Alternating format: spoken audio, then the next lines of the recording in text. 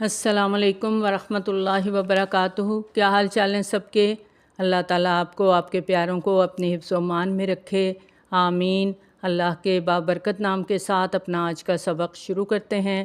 اعوذ باللہ من الشیطان الرجیم، بسم اللہ الرحمن الرحیم۔ رب اشرح لی صدری ویسر لی امری واحلل عقدۃ من لسانی یفقہوا قولی واجعل لی وزیرا من اہلی ربنا زدنا علما ربنا زدنا علما ربنا زدنا علما اللہم فقہنا فی الدین، آمین۔ قرآن مجید میں اللہ تعالیٰ نے فرمایا کہ قیامت کا ایک دن دنیا کے 50,000 سال کے برابر ہے، اور ایک جگہ میں پڑھ رہی تھی کہ دنیا میں اگر کوئی شخص 80 سال بھی جی لیتا ہے تو یہ زندگی اس کے مقابلے میں 0.002 سیکنڈ کے برابر ہے۔ یعنی دنیا میں ہم کتنا جئیں گے؟ 0.002 سیکنڈ۔ تو اتنی چھوٹی سی زندگی کے لیے کیوں ہم اتنا زیادہ ڈپریشن میں چلے جاتے ہیں؟ کیوں اتنی فکر ہم نے پال رکھی ہیں؟ کیوں ہم دنیا کے پیچھے بھاگتے بھاگتے ایک دن قبر کے اندھیرے میں چلے جاتے ہیں؟ کیوں ہم صرف یہ فکر رکھتے ہیں کہ میرے پاس یہ چیز کیوں نہیں ہے، وہ چیز کیوں نہیں ہے، میرا گھر چھوٹا کیوں ہے، میرے پاس گاڑی چھوٹی کیوں ہے، یا فلاں کے پاس یہ ہے میرے پاس یہ کیوں نہیں ہے؟ حالانکہ ہم سب کو پتہ ہے کہ موت سے کوئی بچ نہیں سکتا، اور مرنے کے بعد کوئی ہمیں کب تک یاد رکھے گا؟ چند ہفتے، چند مہینے، چند سال، پھر تو لوگ ہمارا نام بھی بھول جائیں گے، ہماری اپنی نسلیں ہمارے ناموں سے ناواقف ہوں گی۔ تو پھر زندگی کو اتنا سنجیدہ لینے کا کیا فائدہ؟ دین ہمیں کیا سکھاتا ہے؟ قرآن مجید میں بھی اللہ تعالیٰ نے ہم سب کو آگاہ کیا کہ یہ دنیا عارضی ٹھکانہ ہے، یہ کھیل تماشا کے سوا کچھ نہیں۔ وَمَا الْحَيَاةُ الدُّنْيَا إِلَّا مَتَاعُ الْغُرُورِ، دنیا کی زندگی دھوکے کا سامان ہے۔ یہاں ہمیں کچھ سال گزارنے ہیں، ہمیں نہیں پتہ کتنے سال ہیں، چلیں 70، 80، 90 کتنے گزار لیں گے، لیکن جانا تو ہے۔ تو بہتر یہ ہے کہ ہم اپنے دل کو ہلکا رکھیں، ریلیکس کریں، اپنے اللہ پر بھروسہ کریں، اور نیک عمل کرتے ہوئے سکون کے ساتھ زندگی گزاریں۔ جو ہے تھوڑا ہے اسی پر گزارا کریں اور اللہ کا شکر ادا کریں۔ یاد رکھیں یہ دنیا امتحان گاہ ہے، یہ ہماری منزل نہیں ہے، اور جس دن یہ بات ہمارے دل میں اتر گئی نا تو زندگی کی بہت سی فکریں خود بخود ختم ہوتی چلی جائیں گی۔ اگر آج ہم اللہ تعالیٰ سے، اللہ تعالیٰ کی کتاب سے محبت نہیں کرتے، کیونکہ جس سے محبت ہوتی ہے اس کی تو ہر بات مانی جاتی ہے نا، تو اللہ تعالیٰ سے محبت کا عملی ثبوت کیا دینا ہے ہمیں کہ ہمیں اللہ کی بات ماننی ہے۔ اگر ہم اللہ کی بات نہیں مانتے، اللہ کے احکامات کو سنجیدگی سے نہیں لیتے، تو اللہ کو تو ہماری کوئی حاجت نہیں ہے۔ ہم اس کی بات مانیں نہ مانیں، ہم اپنی مرضی کی زندگی گزاریں یا اللہ تعالیٰ کے احکامات کو مقدم سمجھیں۔ اگر ہم اللہ تعالیٰ کی اطاعت کے ساتھ جی رہے ہیں تو فائدہ ہمارا ہے، اگر ہم اپنی مرضی کی زندگی گزار رہے ہیں، اپنی منمانی کر رہے ہیں، تو نقصان ہمارا ہے۔ اللہ کو تو ایسے لوگوں کی ضرورت نہیں ہے، وہ ہمیں لے جائے گا اور لوگ لے آئے گا جو اس کے اطاعت گزار ہوں گے، جو اس سے محبت کرنے والے ہوں گے، جو اس کے حکم کے آگے سر بسجود ہونے والے ہوں گے۔ آج ہم اسی حوالے سے سورۃ مائدہ کی آیات 54 سے 56 تک پڑھیں گے، 54 سے لے کر 56 تک۔ بسم اللہ الرحمن الرحیم۔ یا ایہا الذین آمنوا، اے لوگو جو ایمان لائے ہو، من جو یرتدہ مرتد ہو گیا، پھر گیا، منکم تم سے، عن دین ہی اپنے دین سے، ایمان والوں سے خطاب ہے، جو اپنے دین سے پھر گیا، اس نے اس لائف سٹائل کو چھوڑ دیا جو اللہ تعالیٰ کو پسند ہے، وہ طریقے اپنا لیے جس میں وہ ماڈرن کہلائے، روشن خیال کہلائے، تو فرمایا فَسَوْفَ يَأْتِ اللَّهُ بِقَوْمٍ، تو ان قریب لے آئے گا اللہ ایسی قوم کو۔ تو اللہ کا تو کوئی نقصان نہیں، اللہ اور لوگ لے آئے گا، تمہاری جگہ دوسرے لوگ لے آئے گا، اور وہ کیسے ہوں گے؟ یحبہم، وہ محبت کرے گا ان سے، ویحبونہ، اور وہ محبت کریں گے اس سے، جو اللہ تعالیٰ سے سچی محبت کرتے ہوں گے۔ اور ان کی کوالٹیز کیا ہوں گی؟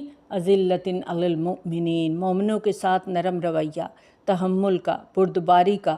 اذلہ کا لفظ جو ہے یہ اردو میں منفی معنی میں آتا ہے، لیکن عربی میں عاجزی کے معنی میں آتا ہے، یعنی اللہ جو نئے لوگ لے کر آئے گا وہ آپس میں نرم مزاج ہوں گے، عزتن علی الکافرین، اور کافروں کے ساتھ زور والے ہوں گے، شدید ہوں گے، یجاہدون فی سبیل اللہ، وہ اللہ کے راستے میں جہاد کریں گے، ہر کوشش ان کی صرف اور صرف اللہ کی رضا کے لیے ہوگی، ولا یخافون لومۃ لائم، اور نہیں وہ ڈریں گے ملامت سے، ملامت کرنے والے کی، کسی کی پرواہ نہیں کریں گے، ان کے دلوں میں لوگوں کا خوف نہیں ہوگا۔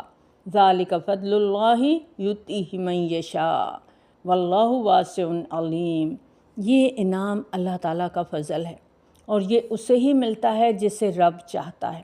ایمان لانے کے بعد جو ایمان کے تقاضے پورے نہ کرے، جو اللہ تعالیٰ کی بات ماننے کی بجائے اپنے دل کی بات مانے، اللہ کے فیصلے کی بجائے اپنا فیصلہ تھوپے، تو انسانوں کے بنائے ہوئے طور طریقے، رسم و رواج اختیار کرے، تو ایسا شخص اللہ کے نزدیک دین کو قبول کرنے کے بعد پھرنے والا ہے۔ یعنی وہ یہ نہیں ہے کہ وہ عیسائی ہو جائے یا ہندو ہو جائے، یہاں ایمان والوں سے کہا جا رہا ہے کہ جو بھی ایسا کرے گا، اللہ کے احکامات سے روگردانی کرے گا، اپنی مرضی اپنی منمانی کرے گا، تو وہ کیا ہو گیا؟ وہ دین سے پھر گیا۔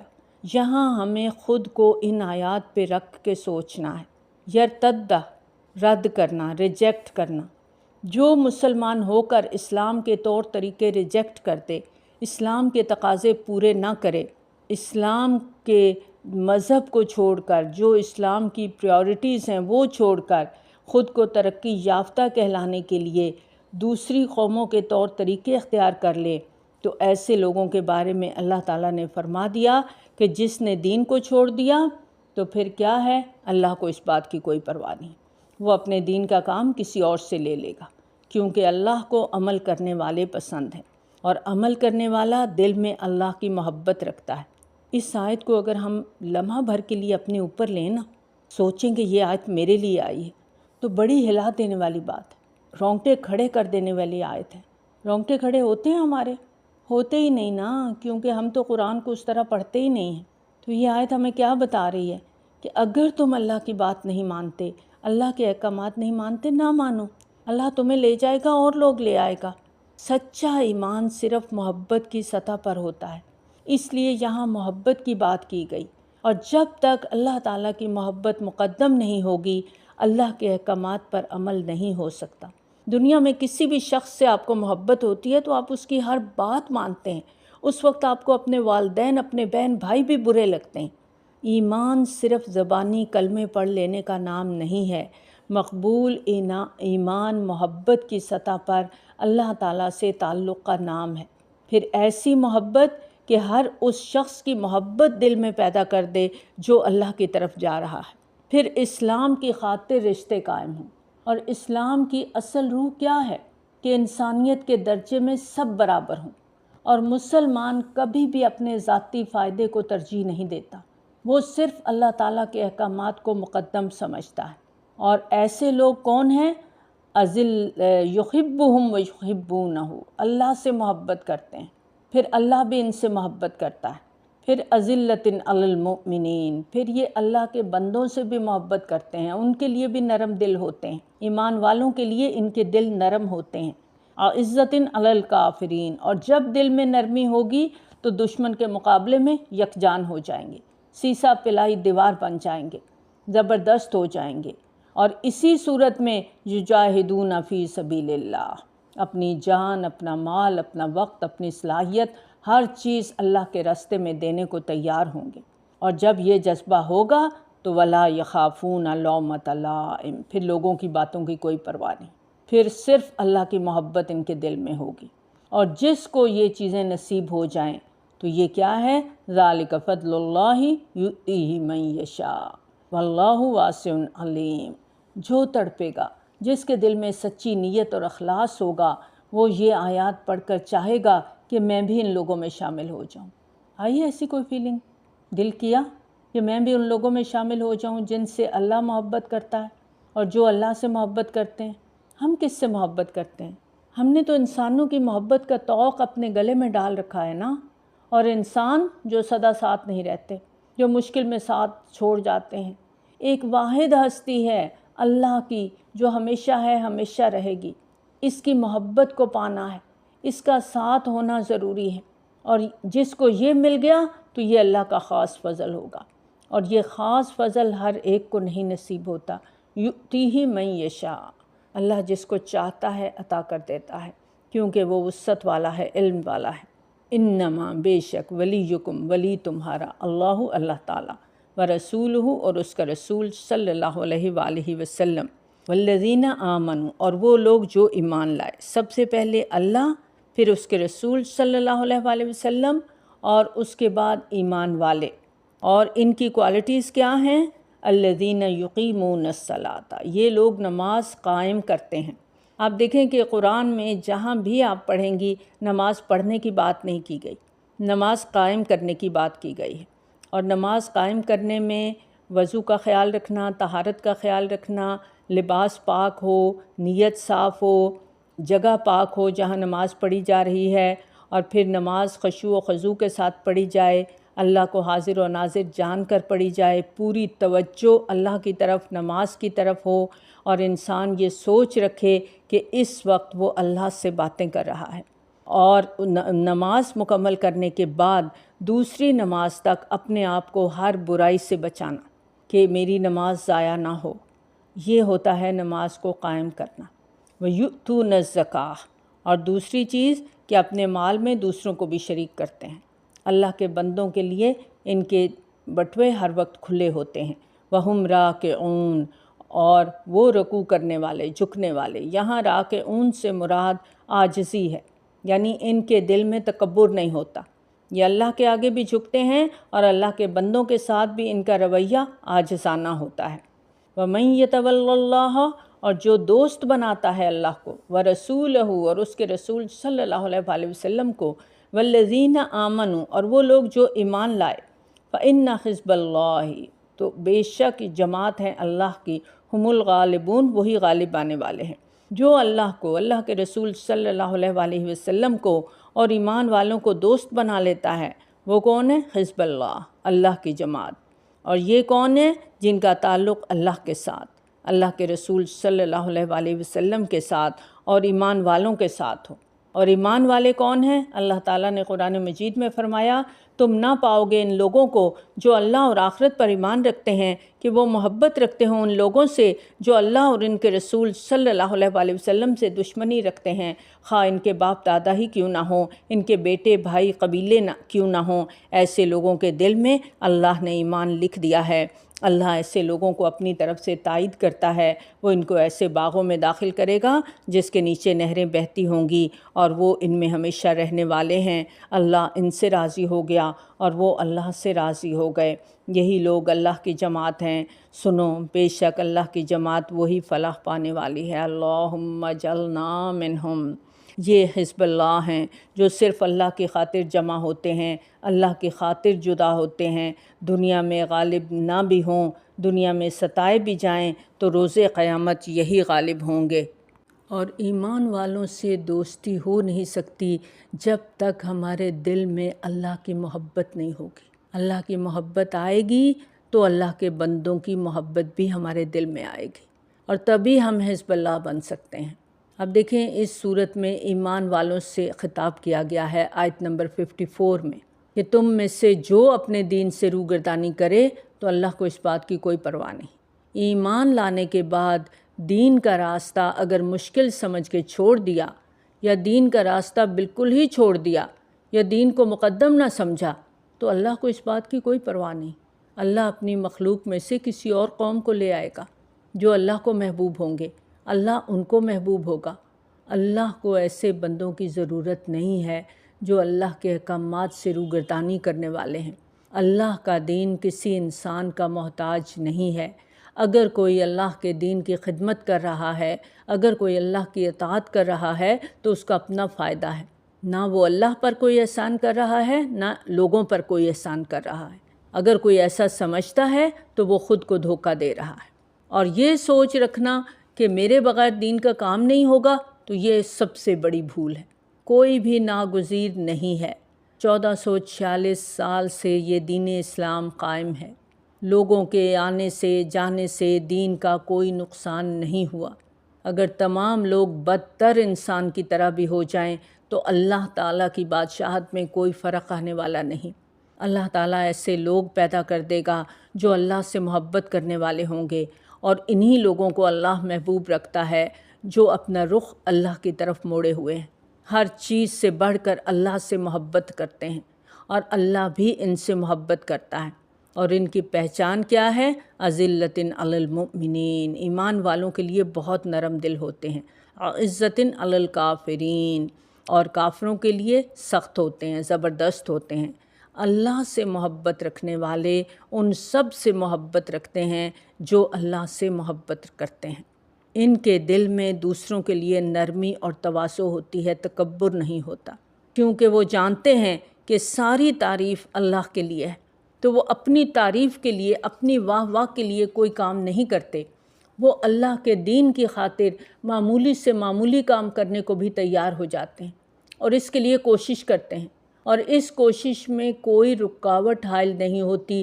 وہ کسی مخالفت سے نہیں ڈرتے، لوگوں کی باتوں کے، لوگوں کے طعنوں سے ڈر کر اپنا کام چھوڑ نہیں دیتے، ہر حال میں اپنا کام کرتے چلے جاتے ہیں۔ اور جو مڑ گیا، یرتد کا لفظ یہاں آیا ہے، جس نے اسلام کو بحیثیت دین کے رد کر دیا، کسی اور طرف مائل ہو گیا، اور اس میں ہماری زبان، ہمارا عمل دونوں شامل ہے۔ اور ایک دوسری قسم ہے کہ جو زبان سے تو ایمان کا دعویٰ کرتے ہیں لیکن ایمان کے تقاضے پورے نہیں کرتے، تو اللہ ایسے لوگوں کو مومن نہیں مانتا۔ یہ لوگ مسلمان تو ہیں، مومن نہیں ہیں، بظاہر مسلمان کہلانا لیکن اسلام کے کسی طریقے پر کوئی استقامت اختیار نہ کرنا، قربانی کی سطح پر دین کو نہ لینا، ہمیں مومن کی کیٹیگری میں نہیں لاتا۔ اور دین کو صرف زبانی غلامی لے لینا اور قربانی کے وقت منہ موڑ لینا، ایسا شخص اللہ کے نزدیک دین والا نہیں ہے۔ دین میں جب بھی وقت آئے، اپنا وقت، اپنا مال، اپنا علم، اپنی صلاحیت کے استعمال کا، ان کی قربانی کا، تو پیچھے نہیں ہٹنا۔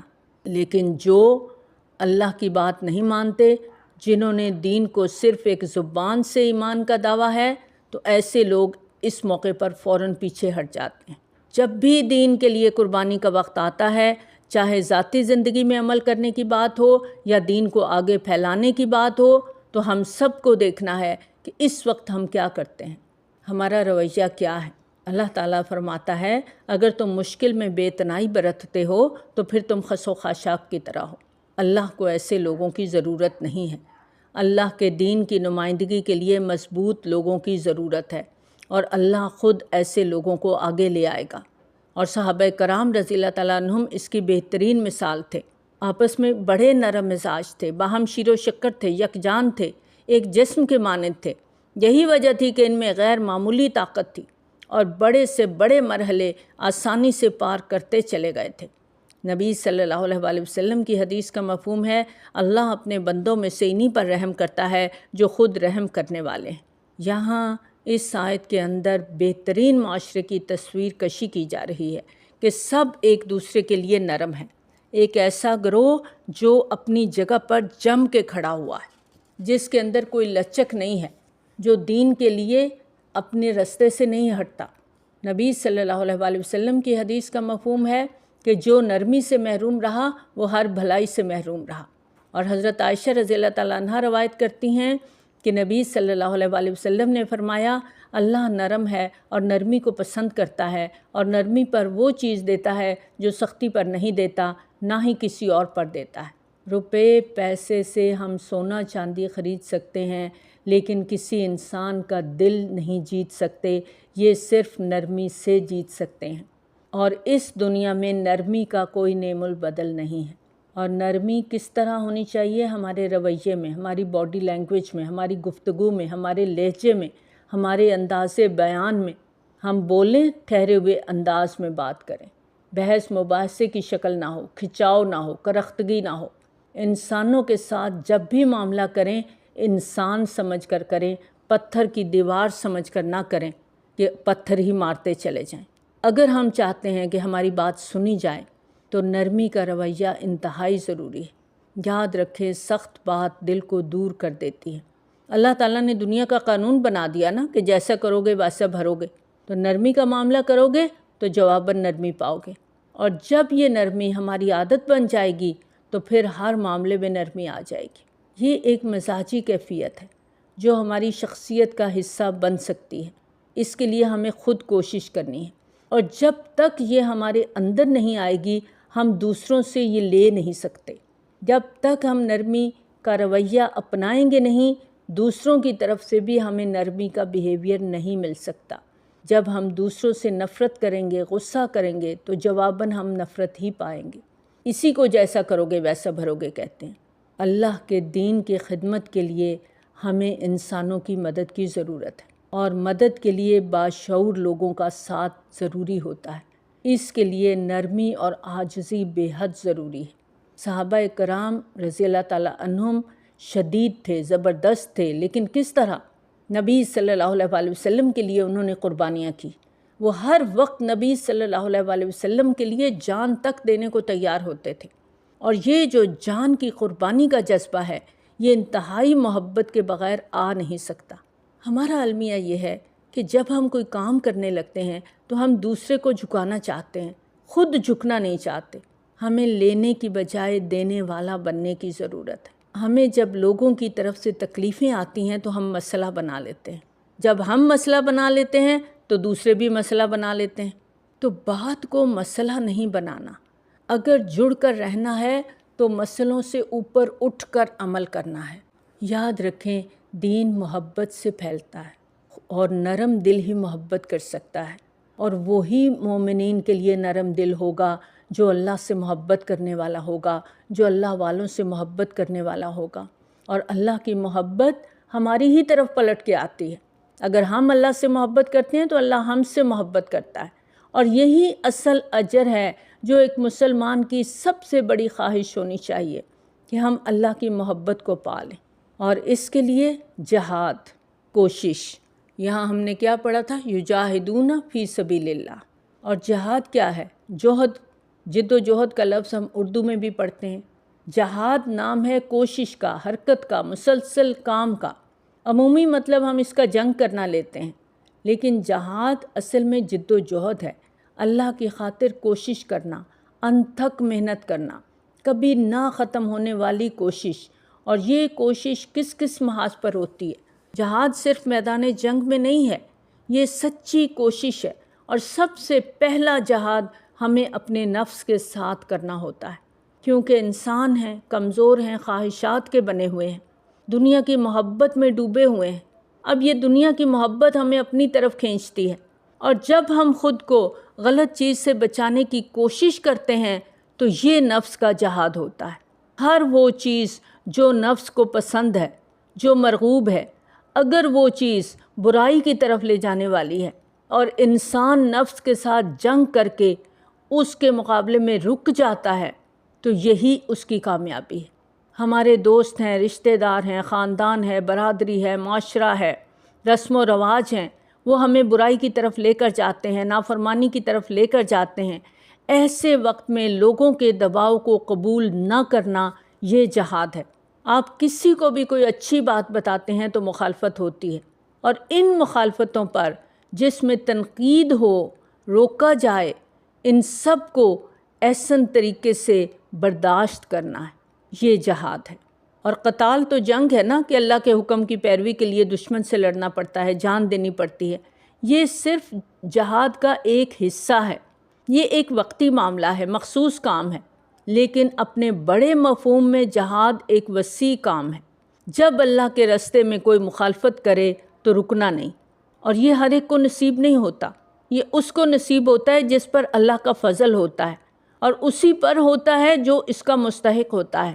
اللہ اپنے مومن بندوں سے محبت کرتا ہے، لیکن کچھ انعامات انہیں نہیں دیتا، اس لیے کہ وہ ان کو اٹھانے کے قابل نہیں ہوتے۔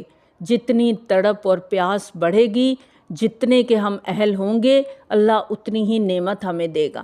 جیسے ماں ہوتی ہے نا، بچے کو ہر چیز نہیں لے کے دیتی، ہر چیز اس کی مانتی نہیں چلی جاتی، کیونکہ اسے پتہ ہے کیا چیز اس کے لیے اچھی ہے، کیا بری ہے۔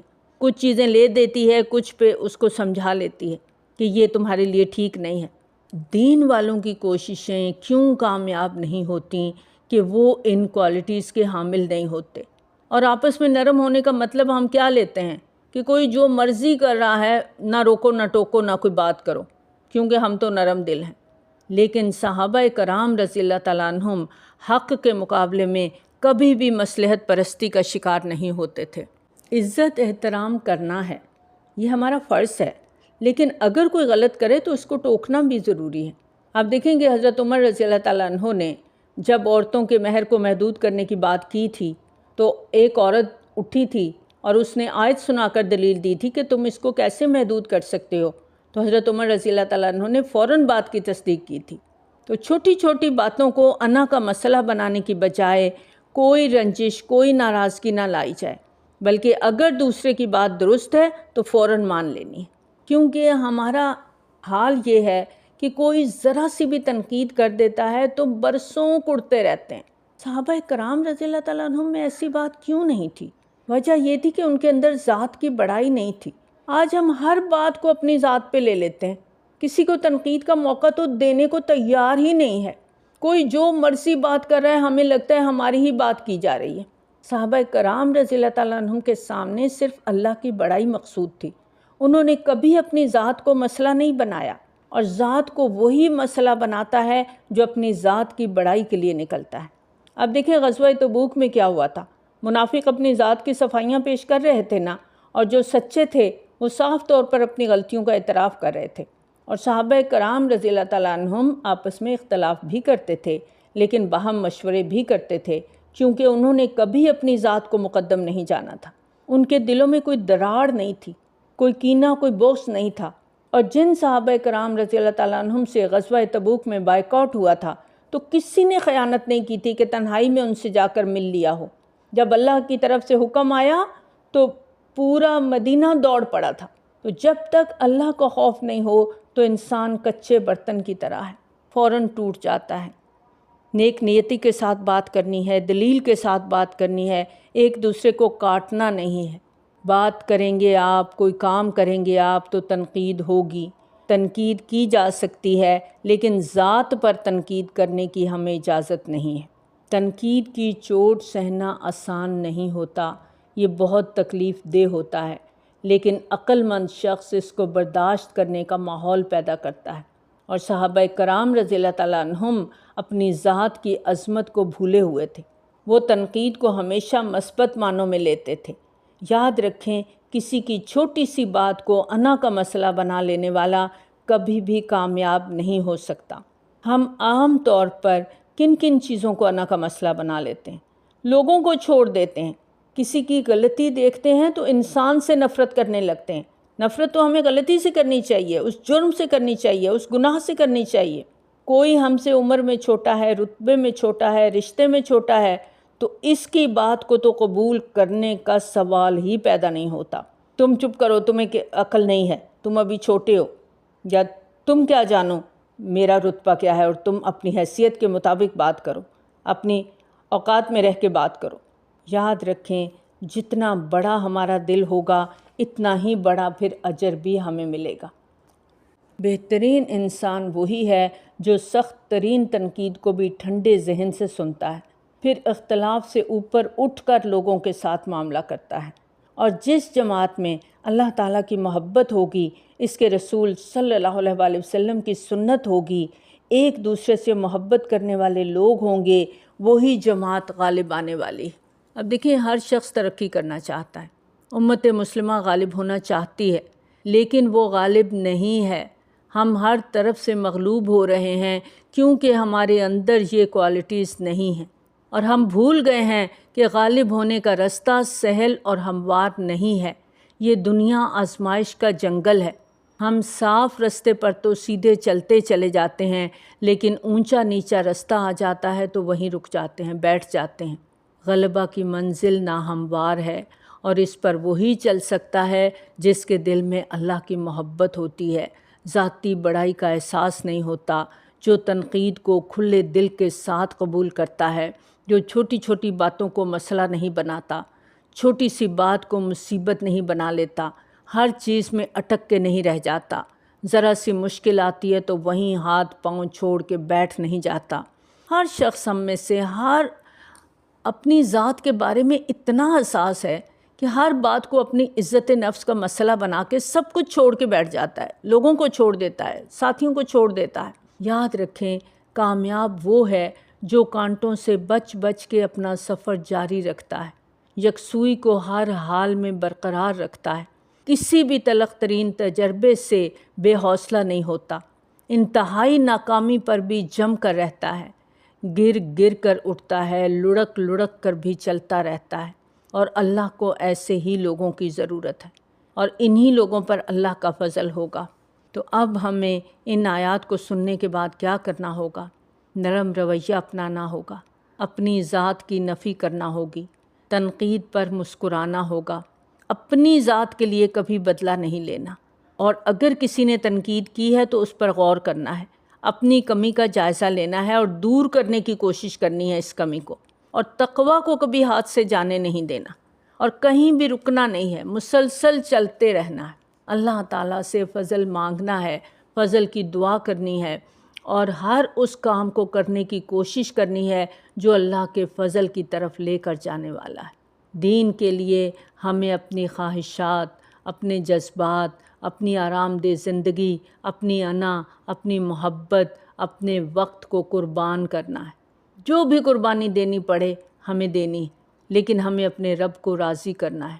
اور یہ یاد رکھیں کہ زندگی میں اونچ نیچ ہوتی رہتی ہے، گھر میں رہتے ہوئے بھی آپ کو تنقید کا سامنا کرنا پڑتا ہے، لیکن جب آپ باہر نکلتے ہیں، اللہ کے دین کو سیکھنے سکھانے کے لیے زیادہ لوگوں سے ملتے ہیں تو تنقید بھی بڑھتی چلی جاتی ہے، اور اگر یہ تنقید مثبت طور پر لی جائے کہ اس شخص نے اگر مجھ پر کوئی تنقید کی ہے تو مجھے اس کو دیکھنا ہے اور اپنی اصلاح کرنی ہے، تو یہ ہمارے لیے بہت فائدہ مند ثابت ہو سکتی ہے، کیونکہ جتنی مخالفت ہوگی اتنا ہی ہم ہوشیار ہوں گے۔ یہ جو تعریف ہوتی ہے نا، یہ اکثر نقصان دیتی ہے، انسان پھر خود کو بڑی چیز سمجھنے لگتا ہے، تو خود کو خود تنقید کے لیے پیش کریں تاکہ اپنی غلطیوں کو درست کر سکیں۔ یہ جو تنقید ہے نا، یہ بھی ایک انجیکشن کی طرح ہے، جیسے ٹیکہ لگوانے کے لیے سکون سے سانس روک کے بیٹھ جاتے ہیں نا، اسی طرح تنقید کو تحمل سے سننا ہے۔ رکاوٹ کے بغیر کامیابی حاصل نہیں ہو سکتی۔ کہا کیا اونٹ پر بیٹھوں؟ کہا اونٹ پر بیٹھو۔ کہا کوہان کا ڈر ہے؟ کہا کوہان تو ہوگا۔ کہا دریا میں اتروں؟ کہا دریا میں اترو۔ کہا طوفان کا ڈر ہے؟ کہا طوفان تو ہوگا۔ کہا پھول کو توڑوں؟ کہا پھول کو توڑو۔ کہا خار کا ڈر ہے؟ کہا خار تو ہوگا۔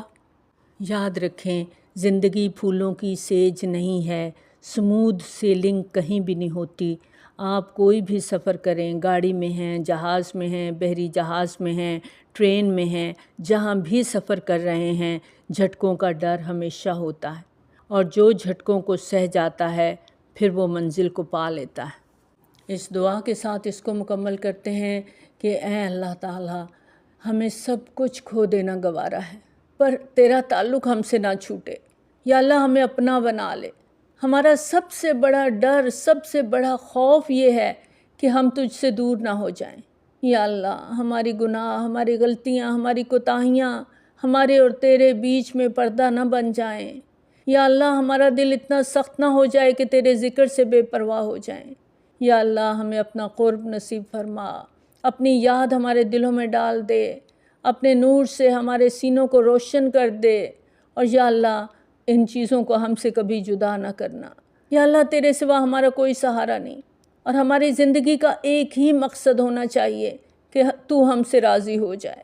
یا اللہ ہمیں اس رستے پر چلا دے، وہ عمل ہم سے کروا کہ روز قیامت رضوان من اللہ ہمارے نصیب میں ہو، تو ہم سے راضی ہو جائے، اور جس سے اللہ راضی ہو جائے گا اس کو پھر قیامت کے دن کوئی خوف، کوئی غم نہیں ہوگا۔ یا اللہ ہمیں ان لوگوں میں شامل کر لے، آمین۔